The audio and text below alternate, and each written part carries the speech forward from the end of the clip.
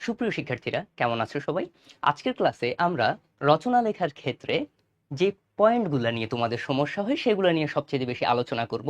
আর তোমাদের বাংলা দ্বিতীয় পত্রের ফাইনাল পরীক্ষার জন্য যে রচনাগুলো সবচেয়ে বেশি ইম্পর্টেন্ট এটা নিয়ে কথা বলবো, যেগুলা পরীক্ষায় আসার সম্ভাবনা সবচেয়ে বেশি। তো চলো আমরা শুরু করি। তো আমাদের আজকের ক্লাসে আমরা মাত্র 6টি পয়েন্ট ধরে সম্পূর্ণ রচনাগুলা আমরা কমপ্লিট করতে পারবো, যেগুলো পরীক্ষায় আসার উপযোগী। তো প্রথমত আমরা শিরোনামগুলো খেয়াল করব, যেগুলো থেকে সবচেয়ে বেশি পরিমাণে পরীক্ষায় প্রশ্ন আসে। প্রথমত বিজ্ঞান থেকে একটা প্রশ্ন প্রতি বছরেই আসে এবং এখান দিক থেকে একটা প্রশ্ন থাকে। আর আমাদের স্টুডেন্টদের মধ্যে সবচেয়ে বেশি পছন্দের যে রচনা সেটা হচ্ছে এই বিজ্ঞান সম্পর্কিত যে রচনাটা আসে। তার পরবর্তীতে শিল্প ও উন্নয়ন। বাংলাদেশের ক্ষেত্রে যে যে শিল্পগুলো আছে আর উন্নয়নের যে সেক্টরগুলো আছে এগুলোর কেন্দ্র করে যে রচনাগুলো আসে এগুলো থেকে পরীক্ষার আসার সম্ভাবনা সবচেয়ে বেশি। তার পরবর্তীতে নীতি নৈতিকতা। নীতি নৈতিকতা মানে হচ্ছে কি, যে আমাদের প্রাত্যহিক জীবনে আমাদের যে আদর্শ, নীতি এগুলোর উপর নির্ভর করে যে বৈশিষ্ট্যগুলা, এগুলোর উপর নির্ভর করে যে রচনাগুলো আসে সেটা। তার পরবর্তীতে দেখো সামাজিক সমস্যা, প্রাকৃতিক প্রকৃতি ও পরিবেশ, যুদ্ধ সংগ্রাম। এই পয়েন্টগুলো থেকেই সবচেয়ে বেশি পরিমাণে পরীক্ষায় প্রশ্ন আসে। তো আমরা প্রত্যেকটা অংশ থেকে যেই যেই রচনাগুলো আছে এটা নিয়ে আমরা একটু আলোচনা করব, এবং সর্বশেষে থাকবে হচ্ছে যে প্রত্যেকটা রচনার ক্ষেত্রে আমরা কিভাবে সর্বাধিক সংখ্যক পয়েন্ট লিখতে পারবো, যেটা তোমাদের সবচেয়ে বেশি উইক পয়েন্ট। তো আমরা যে রচনাগুলো দেখাবো প্রত্যেকটা পয়েন্ট থেকে এক একটা করে, প্রত্যেকটার ক্ষেত্রে আমরা 30টা করে পয়েন্ট তোমাদেরকে দেখিয়ে দেব, যেন তোমরা পরীক্ষায় সহজভাবে উত্তর করতে পারো। তো চলো শুরু করা যাক আবার। বিজ্ঞান থেকে যে প্রশ্নগুলা বা যে রচনাগুলো আমাদের পরীক্ষায় আসে সেটা একটু খেয়াল করো। আধুনিক জীবনে বিজ্ঞান, দৈনন্দিন জীবনে বিজ্ঞান, একই কথা।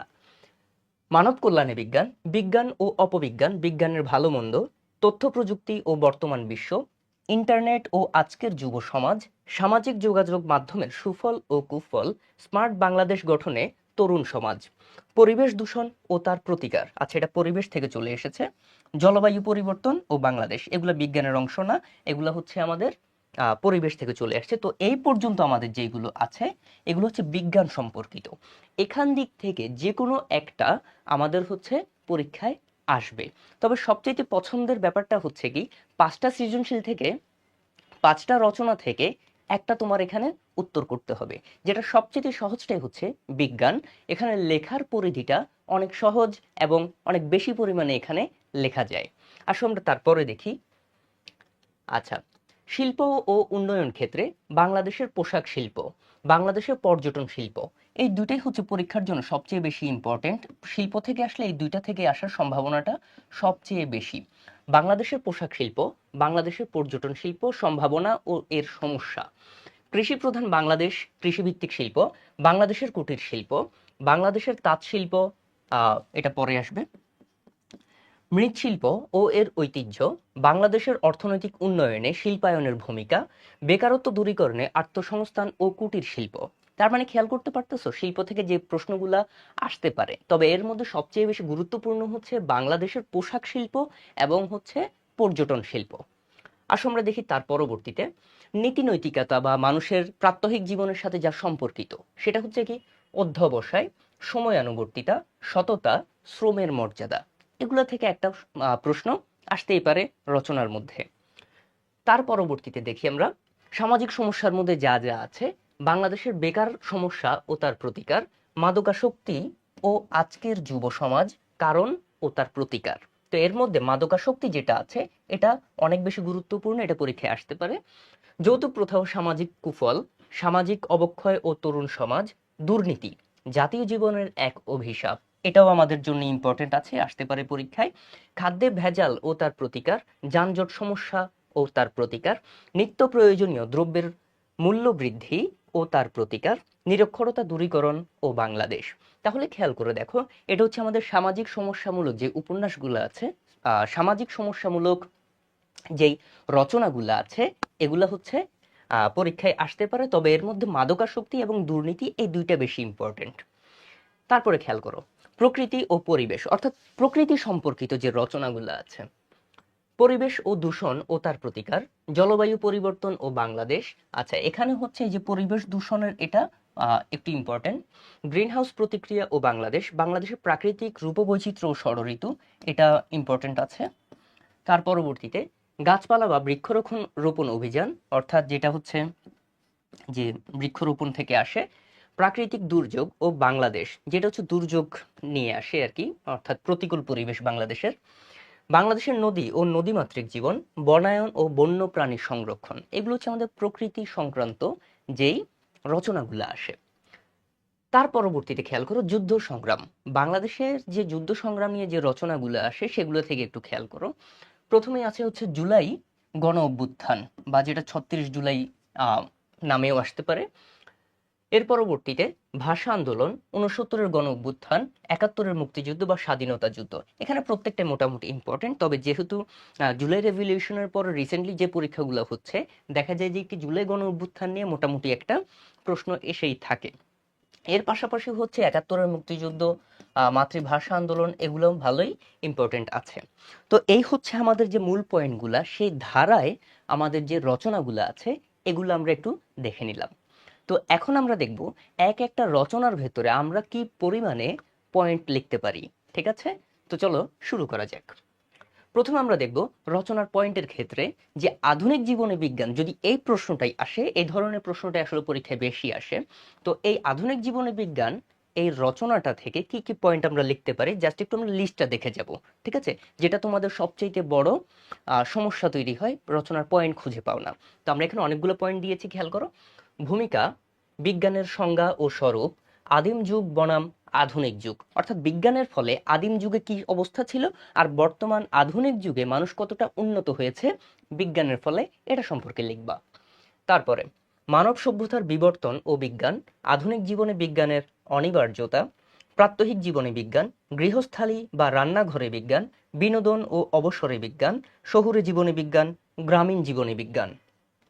তারপর শিক্ষাক্ষেত্রে বিজ্ঞান, চিকিৎসা বিজ্ঞান ও জনস্বাস্থ্য, কৃষিখাতে আমূল পরিবর্তন, যোগাযোগ ও পরিবহন ব্যবস্থা, তথ্য প্রযুক্তি ও ইন্টারনেট, ব্যবসা বাণিজ্য ও ই কমার্স, শিল্প উৎপাদন ও কলকারখানা, আবহাওয়া পূর্বাভাস ও দুর্যোগ ব্যবস্থাপনা, মহাকাশ বিজ্ঞান ও উপগ্রহ, নিরাপত্তা ও প্রতিরক্ষায় বিজ্ঞান। তুমি বিজ্ঞান নিয়ে চিন্তা করতে করতে দেখবা যে কি আসলে এটা আসলে শেষ নেই, প্রত্যেকটা সেক্টরে যেদিকেই তাকাবা তুমি বিজ্ঞানের অবদান খুঁজেই পাবা। তো এখানে লেখার জায়গাটা অনেক বেশি। কৃত্রিম বুদ্ধিমত্তা বা এআই, যেটা আর্টিফিশিয়াল ইন্টেলিজেন্স, এটার তো মনে করো যে কি এটা নিয়ে একটা রচনা বের করা যায়। ঠিক আছে, তারপরে আসি আমরা নবায়নযোগ্য জ্বালানি ও বিজ্ঞান, রোবোটিক্স ও স্বয়ংক্রিয় ব্যবস্থা, চতুর্থ শিল্প বিপ্লব ও আধুনিক জীবন, মহাজাগতিক সংযোগ, বিজ্ঞানের অপব্যবহার ও ক্ষতিকর দিক, পরিবেশের ওপর নেতিবাচক প্রভাব, ধ্বংসাত্মক কাজে বিজ্ঞান, অপবিজ্ঞান বনাম শুভ বুদ্ধির উদয়। আচ্ছা, এখানে শুভটা হচ্ছে তালব্য দিয়ে লেখা ভালো। এর পরবর্তীতে লাস্টলি উপসংহার। তাহলে খেয়াল করে দেখো, আমরা একে একে বিজ্ঞান সম্পর্কিত 30টি পয়েন্ট নিয়ে আলোচনা করলাম, দেখলাম। তো তোমরা হচ্ছে এগুলো শুধু দেখে যাবা এবং হচ্ছে পরীক্ষায় গেলে এখান দিক থেকে যতটা সম্ভব সর্বোচ্চ পরিমাণে লিখে আসা। তো চলো আমরা আরো একটা রচনা দেখবো এরকম। প্রত্যেকটা ক্ষেত্রে আমাদের যে যে রচনাগুলো আছে বিভিন্ন ক্ষেত্রে, প্রত্যেকটারই আমরা 30টা করে পয়েন্ট দেখাবো আজকে। এরপর শিল্প সম্পর্কিত যদি আমরা বলি, পর্যটন শিল্প নিয়ে খেয়াল করো। ভূমিকা, প্রত্যেকটা রচনায় তো অবশ্যই ভূমিকা দিয়ে শুরু, উপসংহার দিয়ে শেষ, মাঝখানের গুলো এবার খেয়াল করবা।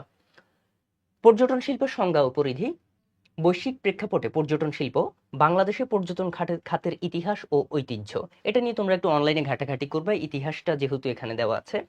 ভৌগোলিক অবস্থান ও প্রাকৃতিক রূপবৈচিত্র্য, প্রধান আকর্ষণ বাংলাদেশের ক্ষেত্রে যেটা সমুদ্র সৈকত, কক্সবাজার ও কুয়াকাটা, প্রাকৃতিক বিস্ময় সুন্দরবন ও ম্যানগ্রোভ ফরেস্ট, পাহাড়ি অঞ্চলের সৌন্দর্য, পার্বত্য চট্টগ্রাম, রাঙামাটি, খাগড়াছড়ি, বান্দরবন, যেটা পার্বত্য অঞ্চলের যে পর্যটন জায়গাগুলো আছে সেগুলা, ঐতিহাসিক ও প্রত্নতাত্ত্বিক পর্যটন, যেগুলো হচ্ছে ময়নামতি, মহাস্থানগড়, পাহাড়পুর বা বৌদ্ধবিহার, এগুলা। সাংস্কৃতিক ও উৎসব ভিত্তিক পর্যটন, যেমন খেয়াল করে দেখো পহেলা বৈশাখ, নবান্ন, ক্ষুদ্র নৃগোষ্ঠী উৎসব, এগুলা গ্রামাঞ্চলের ক্ষেত্রে সবচেয়ে বেশি পরিমাণে লক্ষণীয়। আসি আমরা তার পরবর্তীতে অর্থনৈতিক উন্নয়নে পর্যটন শিল্পের ভূমিকা, কর্মসংস্থান সৃষ্টি ও বেকারত্ব দূরীকরণ, বৈদেশিক মুদ্রা অর্জন ও জিডিপিতে অবদান, গ্রামীণ অর্থনীতি ও স্থানীয় কুটির শিল্পের বিকাশ, অবকাঠামোগত সমস্যা ও যাতায়াত ব্যবস্থার সীমাবদ্ধতা, আধুনিক হোটেল মোটেল ও আবাসন সংকটের চ্যালেঞ্জ। এটা হচ্ছে মানে সমস্যার দিকটা আর কি পর্যটন শিল্পের। পর্যটন এলাকাগুলোতে নিরাপত্তার অভাব ও হয়রানি, এগুলো হচ্ছে যে পর্যটন শিল্পের যে নেতিবাচক বা সমস্যা যেগুলা, এগুলো তুলে ধরা হচ্ছে এবার। প্রচার প্রচারণার ঘাটতি ও আন্তর্জাতিক ব্র্যান্ডিং এর অভাব, দক্ষ জনশক্তি ও পেশাদার গাইডের অভাব, পরিবেশ দূষণ ও প্রাকৃতিক ভারসাম্য নষ্ট হওয়ার ঝুঁকি। তার পরবর্তীতে বিনোদন ও পর্যটন বান্ধব আধুনিক সুযোগ সুবিধার অভাব, ধর্মীয় ও পরিবেশগত পর্যটন যেটা ইকো ট্যুরিজম এর সম্ভাবনা, বিদেশি পর্যটকদের জন্য ভিসা সহজীকরণ ও আনঅ্যারাইভাল ভিসা সমস্যা, অর্থাৎ বিদেশি যারা আছে পর্যটকরা ট্যুরিস্টরা, তারা তাদের আশা এবং ভিসাগত যে সমস্যা সেটা নিয়ে এখানে কথা বলবা। সরকারি পৃষ্ঠপোষকতা ও দীর্ঘমেয়াদী পরিকল্পনার অভাব, বেসরকারি খাতে বিনিয়োগের সুযোগ ও চ্যালেঞ্জ, প্রতিবেশী দেশগুলোর সাথে আঞ্চলিক পর্যটন নেটওয়ার্ক গঠন, ব্লু ইকোনমি বা সুশীল অর্থনীতি ও সমুদ্র পর্যটন। সমস্যা সমাধানে সরকারি ও বেসরকারি যৌথ উদ্যোগ যেটা পিপিপি, প্রাইভেট প্রাইভেট প্রাইভেট কি কি যেন আছে, এগুলো কমার্স স্টুডেন্টরা ভালো বলতে পারবে। আচ্ছা, তার পরবর্তীতে ভবিষ্যৎ সম্ভাবনা ও স্মার্ট পর্যটন ব্যবস্থার রূপরেখা সর্বশেষ উপসংহার দিয়ে শেষ করবা। তাহলে খেয়াল করে দেখো, এক একটা রচনার ক্ষেত্রে হিউজ পরিমাণে পয়েন্ট আছে এখানে। সো এগুলা দেখেই হচ্ছে তোমরা একটু ধারণা নিতে পারো, যেটা তুমি পরীক্ষার ক্ষেত্রে অনেক বেশি উপকারী হবে। আসো আমরা তার পরবর্তীতে প্রত্যেকটা রচনার ক্ষেত্রে হচ্ছে তোমরা ভালো দিক এবং খারাপ দিক দুইটা জিনিস চিন্তা করবা, তাহলে দেখবে অনেকগুলো পয়েন্ট চলে আসবে। আর যদি এতগুলো পয়েন্টই থাকে, প্রত্যেকটা পয়েন্ট নিয়ে তুমি 3 থেকে 4 লাইন করে লেখো না, তারপরে হিউজ লেখা পাবা। ঠিক আছে?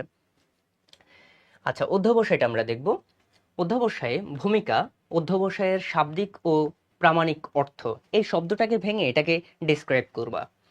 অধ্যাবসায়ের মূল কথা ও স্বরূপ, মানব জীবন অধ্যাবসায়ের গুরুত্ব ও প্রয়োজনীয়তা, প্রতিভা বনাম অধ্যাবসায়। অধ্যাবসায়টা মানে হচ্ছে পরিশ্রমের বিষয়, আর প্রতিভা মানে হচ্ছে যেটা বাই বর্ন যেই ট্যালেন্টটা থাকে সেটা। অধ্যাবসায় ও ভাগ্য, ভাগ্য বনাম কর্ম, বিষয়টা হচ্ছে এরকম, কারো হচ্ছে অটোমেটিক্যালি জিনিসটা সহজে হয়ে যায়, কারো আছে হচ্ছে পরিশ্রমের মাধ্যমে হয়, সেটাই। ছাত্রজীবনে অধ্যাবসায়ের ভূমিকা, চরিত্র গঠনে অধ্যাবসায়, কর্মজীবনে সাফল্যের চাবিকাঠি অধ্যাবসায়, আত্মবিশ্বাস ও অধ্যাবসায়ের নিবিড় সম্পর্ক। তার পরবর্তী দেখো, অধ্যাবসায়ের প্রধান সহায়ক ধৈর্য ও সহনশীলতা। সহনশীলতা মানে হচ্ছে সহ্য করার ক্ষমতা। ঠিক আছে? অধ্যাবসায়ের প্রধান অন্তরায় অলসতা ও দীর্ঘসূত্রতা। দীর্ঘসূত্রতা মানে হচ্ছে যে কোনো কাজ করার ক্ষেত্রে যে লেন্দি প্রসেস, বা মনে করো যে কি সময় বেশি নেওয়া, এই ব্যাপারটা। ঠিক আছে? এটা হচ্ছে দীর্ঘসূত্রতা। ব্যর্থতাই সফলতার স্তম্ভ, অর্থাৎ ব্যর্থতা থেকে শিক্ষা নিয়েই হচ্ছে তোমার পরবর্তী স্টেপে এগিয়ে যেতে হবে। জাতীয় জীবনে অধ্যবসায়ের অবদান, অর্থনৈতিক স্বাবলম্বিতা অর্জনে অধ্যবসায়, বৈজ্ঞানিক আবিষ্কারের নেপথ্যে অধ্যবসায়, সাহিত্য ও শিল্প সাধনায় অধ্যবসায়, খেলাধুলা ও শারীরিক কসরতে অধ্যবসায়ের গুরুত্ব, মহাপুরুষদের জীবন গঠনে অধ্যবসায়, অধ্যবসায়ের বাস্তব দৃষ্টান্ত। একটা দৃষ্টান্ত ব্যবহার করবা যেগুলো হচ্ছে আমরা ছোটবেলা থেকে বিভিন্ন গল্পে পড়ে আসছি, যে রবার্ট ব্রুস ও মাকড়সার গল্প, চাইলে এগুলা দৃষ্টান্ত হিসেবে ব্যবহার করতে পারো। তার পরবর্তীতে দেখো, বিজ্ঞানী আইজ্যাক নিউটনের অধ্যাবসায়, ঈশ্বরচন্দ্র বিদ্যাসাগরের জীবন ও তার অধ্যাবসায়, বিজ্ঞানী আলভা এডিসনের অধ্যাবসায়ের নজির, আব্রাহাম লিঙ্কনের রাজনৈতিক জীবনের অধ্যাবসায়, অধ্যাবসায়হীন জীবনের করুণ পরিণতি, অর্থাৎ নেতিবাচক প্রভাব যেগুলা, এগুলা নিয়ে লিখবা।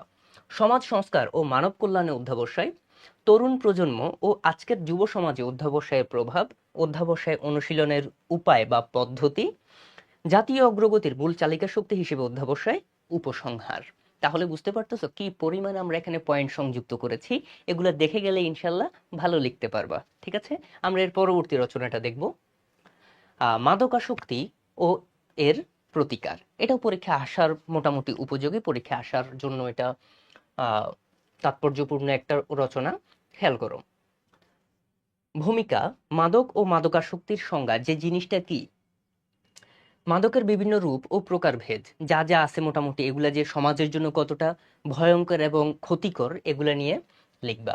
বর্তমান বিশ্ব ও মাদকাসক্তির ভয়াবহতা, বাংলাদেশের প্রেক্ষাপটে মাদকাসক্তির চিত্র, মাদকাসক্তি ও আজকের তরুণ সমাজ, মাদকাসক্তির মনস্তাত্ত্বিক কারণ, এরপরে পারিবারিক অসচেতনতা ও অশান্তি, পারিবারিক বন্ধন ও সুশাসনের অভাব, অসৎসঙ্গ ও বন্ধুদের নেতিবাচক প্রভাব, বেকারত্ব ও হতাশাজনিত কারণ। এর ফলে হচ্ছে মাদকাসক্ত অনেকে হয়ে পড়ে। নৈতিক ও ধর্মীয় শিক্ষার অবক্ষয়, কৌতূহল ও আধুনিক ফ্যাশনের ভুল ধারণা, আকাশ ও আকাশ সংস্কৃতি ও সামাজিক যোগাযোগ মাধ্যমের অপব্যবহার। এর মাধ্যমে হচ্ছে মাদকাসক্তির ব্যাপারটাকে তুমি রিলেট করতে পারো। আচ্ছা, মাদক সিন্ডিকেট ও সহজলভ্যতা।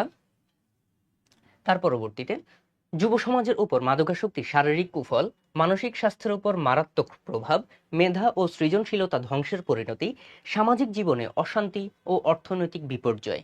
যে মাদকাসক্তির ফলে যে অর্থনৈতিকভাবে যে কতটা ক্ষতিগ্রস্ত মানুষ হয় এগুলো তুলে ধরবা। সামাজিক অপরাধ ও আইনশৃঙ্খলা পরিস্থিতির অবক্ষয়, যুব শক্তির অপচয় ও জাতীয় অর্থনীতির ক্ষতি।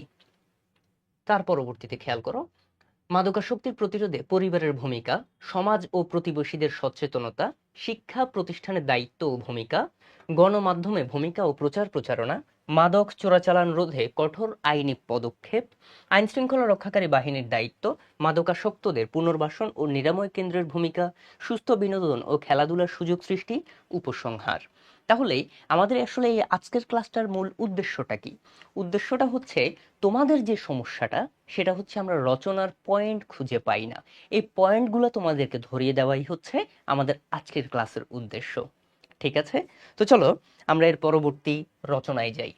বাংলাদেশের প্রাকৃতিক রূপবৈচিত্র্য ও ষড়ঋতু, এই প্রকৃতি থেকে একটা তো পরীক্ষায় আসবেই। আর সেক্ষেত্রে যদি আমরা ষড়ঋতুটা ধরি, এটা হচ্ছে একটা মানে সার্বজনীন রচনা, এটা অনেক পরিমাণে পরীক্ষায় আসে। ভূমিকা, বাংলাদেশের ভৌগোলিক অবস্থান ও ভূপ্রকৃতি, রূপবৈচিত্র্যের লীলাভূমি বাংলাদেশ, ষড়ঋতুর বাংলাদেশ বা ঋতুচক্রের ধারণা, যে 6টা ঋতু আছে এই 6টা ঋতু সম্পর্কে প্রাইমারি একটা ধারণা দিবা, পরবর্তীতে তো আরো এক্সপ্লেন করবাই। বাংলা বর্ষপঞ্জি ও ঋতুর বিন্যাস, এটা হচ্ছে যে কি, যে বৈশাখ মাস শুরু, এটার সাথে ঋতুর সাথে বা সাংস্কৃতিক কিছু ব্যাপার আছে, এগুলোর সাথে তুমি রিলেট করে লিখতে পারো। প্রথম ঋতু, গ্রীষ্মের আগমন ও রুদ্র রূপ, যেটা হচ্ছে প্রচুর পরিমাণে গরম থাকে, সূর্যের তাপ থাকে, এটা নিয়ে লিখবা। গ্রীষ্মের প্রকৃতি ও খরতাপ ও কালবৈশাখী, গ্রীষ্মের ফলমূল ও মধুমাস, যেটা বর্তমান সময়ে চলতেছে, যে মধুমাস বা প্রচুর পরিমাণে যে ফল পাওয়া যায় এই মৌসুমে, এগুলো সম্পর্কে লিখবা। দ্বিতীয় ঋতু, বর্ষার সজল আগমন, সজল মানে কি জলসহ বর্তমান আর কি, যেটা বর্ষার প্রকৃতি ও কদম ফুল ও মেঘের খেলা, বাঙালি জীবনে ও কৃষিতে বর্ষার অবদান। তার পরবর্তীতে তৃতীয় ঋতু হচ্ছে আমাদেরকে শরতের শুভ্রতা ও রূপালী আভা, শরতের প্রকৃতি ও কাশফুল ও শিউলির গন্ধ, নীল আকাশ, সাদা মেঘ, শরতের উৎসব, অর্থাৎ দুর্গাপূজা, শরৎকালীন হিন্দুদের যে ধর্মীয় উৎসব, যেটাকে বলা হয় শারদীয় দুর্গাপূজা। তার পরবর্তীতে চতুর্থ ঋতু, হেমন্তের শান্ত রূপ ও নবান্ন, হেমন্তের প্রকৃতি ও পাকা ধানের মৌ মৌ গন্ধ, নবান্ন উৎসব ও বাঙালির পিঠাপুলির আমেজ। প্রথম ঋতু, শীতের কুয়াশাচ্ছন্ন আগমন, শীতের প্রকৃতি, খেজুর রস ও কুয়াশার চাদর, শীতের শাকসবজি ও অতিথি পাখির আগমন। ষষ্ঠ ঋতু হচ্ছে বসন্তের আগমন ও ঋতুরাজ ঘোষণা। অর্থাৎ প্রত্যেকটা ঋতুর যে আলাদা আলাদা বিশেষ বৈশিষ্ট্য আছে এগুলো সম্পর্কে লিখতে হবে। তার পরবর্তীতে দেখি আমরা,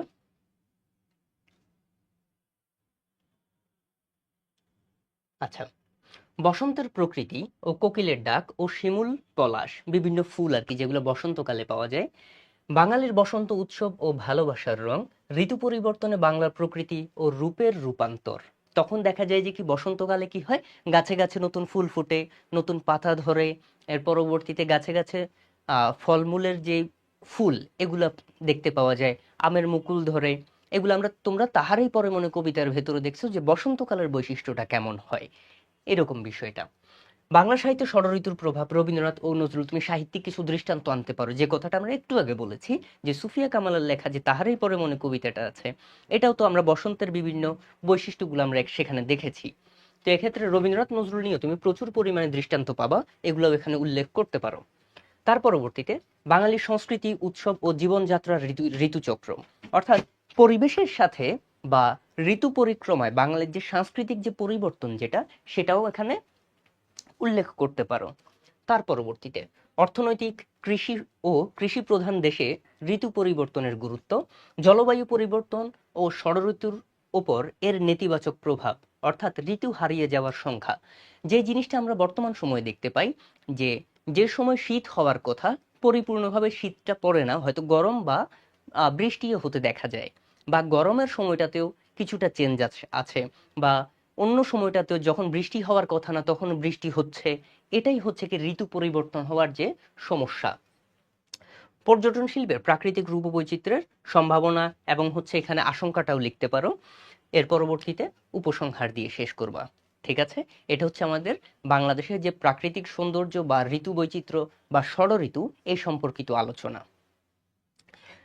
তার পরবর্তীতে খেয়াল করো, জুলাই গণ অভ্যুত্থান বা ৩৬ জুলাই, যেটা আমাদের পরীক্ষার জন্য মোটামুটি ভালো ইম্পর্টেন্ট। তুমি ৩৬ জুলাই থেকে কোনো না কোনো অংশে একটা প্রশ্ন পাবাই, এটা তুমি কনফার্ম থাকো। যেমন খেয়াল করে দেখো, ভূমিকা জুলাই গণ অভ্যুত্থানের নামকরণ ও এর পটভূমি, যেটা কোটা সংস্কার আন্দোলন দিয়ে প্রথমে শুরু হয়েছিল। ৩৬ জুলাই ধারণার ঐতিহাসিক তাৎপর্য, জুলাই তো শেষ হয়ে যাবে ৩১ তারিখে, কিন্তু ৩২ জুলাই ৩৩ জুলাই এটা কিভাবে হলো এবং ৩৬ তারিখ পর্যন্ত কিভাবে এটা হয়, কারণ ৩১ তারিখের পরে তো তারিখ পাওয়া যায় না, তাহলে এটা কিভাবে ৩৬ হলো, এটা একটু এক্সপ্লেন করবা এই অংশটাতে। বৈষম্য বিরোধী ছাত্র আন্দোলনের সূচনা ও প্রাথমিক দাবি, সাধারণ শিক্ষার্থীদের স্বতঃস্ফূর্ত অংশগ্রহণ ও আন্দোলনের মোড় পরিবর্তন, জুলাইয়ের প্রথম শহীদ আবু সাইদ, যদিও জুলাইয়ের প্রথম শহীদ আবু সাইদ না, আচ্ছা এটা একটু খেয়াল রাখবা, এবং প্রতিরোধের নতুন প্রতীক, মুগ্ধের আত্মত্যাগ, পানি লাগবে কারো পানি, এবং মানবিক জুলাই, অর্থাৎ এই যে যেগুলো সবচেয়ে বেশি আলোচিত ওইগুলাকে এখানে ফুটিয়ে তুলবা। সাধারণ মানুষের সংহতি, রিক্সা চালক, অভিভাবক ও পেশাজীবীদের অংশগ্রহণ, ক্র্যাকডাউন, কারফিউ এবং ইন্টারনেট ব্ল্যাকআউটের অন্ধকার দিনগুলো, দমন পীড়ন, ব্লক রেড এবং মানবাধিকার লঙ্ঘনের চিত্র, এগুলো তুলে ধরবা। তার পরবর্তীতে আসো সামাজিক যোগাযোগ মাধ্যম ও প্রবাসীদের ভূমিকা, যেটা রেমিটেন্স শাটডাউন করা হয়েছিল, বিদেশি যেই রেমিটেন্স আসা সেটা যে বন্ধ হয়েছিল, ওই অংশগুলো নিয়েও লিখতে পারো। গ্রাফিতি, দেয়াল লিখন ও বিপ্লবী গানের মাধ্যমে সাংস্কৃতিক প্রতিরোধ, কমপ্লিট শাটডাউন থেকে অসহযোগ আন্দোলন ও এক দফা ঘোষণা, এগুলো আসলে সেন্সিটিভ কিছু আসলে ইস্যু চলে আসে এগুলো নিয়ে কথা বলতে গেলে।